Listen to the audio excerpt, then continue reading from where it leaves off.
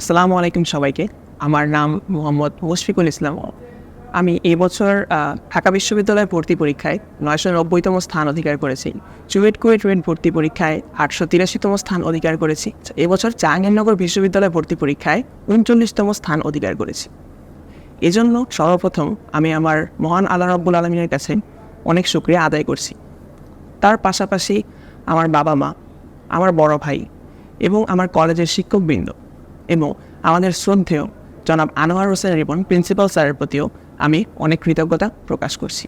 আমি সে ক্লাস 9 থেকেই মিরপুর সায়েন্স কোচিংয়ের সাথে যুক্ত ছিলাম এবং পরবর্তীতে এসএসসি পরীক্ষা শেষ হওয়ার পর আমি মিরপুর সায়েন্স কলেজে এসে ভর্তি হই। অন্যান্য 8-10টা কলেজ থেকে মিরপুর সায়েন্স কলেজ ভিন্ন হওয়ার পেছনে বেশ কয়েকটা কারণ রয়েছে। অন্যান্য কলেজগুলো যেখানে শুধু একাডেমিককে কেন্দ্র করে পড়ায়, সেখানে মিরপুর সায়েন্স কলেজ একাডেমিককে কেন্দ্র করে পড়ানোর পাশাপাশি অ্যাডমিশনকে অনেক বড় গুরুত্ব দিয়ে তারা মূলত স্টুডেন্টদের এই জায়গাটাকে আয়ত্ত করে থাকে।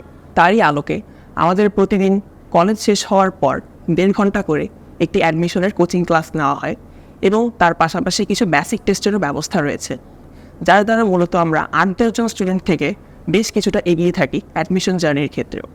যেহেতু অ্যাডমিশন জার্নিতে আসলে সময়টা খুবই কম থাকে এবং পড়ার পরিসরটাও আসলে অনেক বেশি বড় থাকে, তারই আলোকে মূলত হচ্ছে মিরপুর সায়েন্স কলেজের এই ব্যবস্থাটি নাও।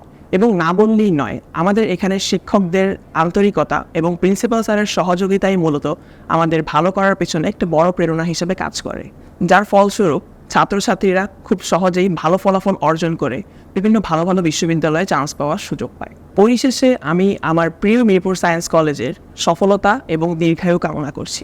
সবাইকে অসংখ্য ধন্যবাদ। আসসালামু আলাইকুম।